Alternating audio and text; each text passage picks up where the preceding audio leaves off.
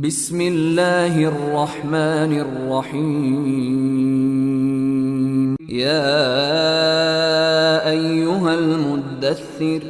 قم فأنذر وربك فكبر وثيابك فطهر والرجز فاهجر ولا تمنن تستكثر ولربك فاصبر فإذا نقر في الناقور فذلك يومئذ يوم عسير على الكافرين غير يسير. ذرني ومن خلقت وحيدا وجعلت له مالا ممدودا وبنين شهودا ومهدت له تمهيدا ثم يطمع أن أزيد كلا إنه كان لآياتنا عنيدا سأرهقه صعودا إنه فكر وقدر فقتل كيف قدر ثم قتل كيف قدر ثم نظر ثم عبس وبسر ثم أدبر واستكبر فقال إن هذا إلا سحر يؤثر إن هذا إلا قول البشر سأصليه سقر وما أدراك ما سقر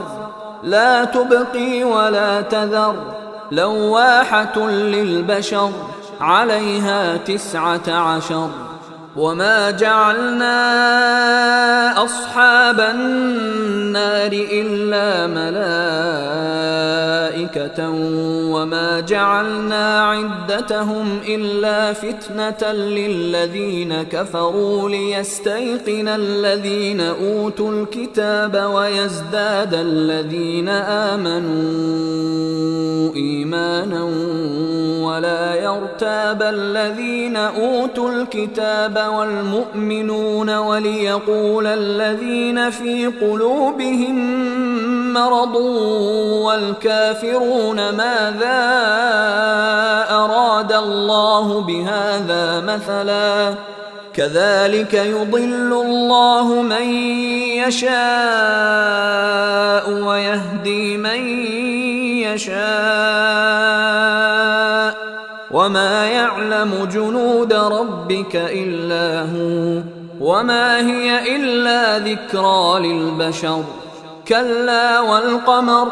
والليل إذ أدبر والصبح إذا أسفر إنها لإحدى الكبر نذيرا للبشر لمن شاء منكم أن يتقدم أو يتأخر كل نفس بما كسبت رهينة إلا أصحاب اليمين في جنات يتساءلون عن المجرمين ما سلككم في سقر قالوا لم نك من المصلين ولم نك نطعم المسكين وكنا نخوض مع الخائضين وكنا نكذب بيوم الدين حتى أتانا اليقين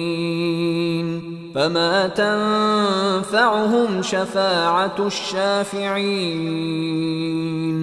فما لهم عن التذكرة معرضين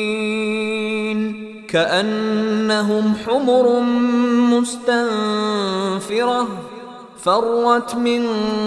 قسورة بل يريد كل امرئ منهم أن يؤتى صحفا منشرة كلا بل لا يخافون الآخرة كلا إنه تذكرة فمن شاء ذكره وما يذكرون إلا أن يشاء الله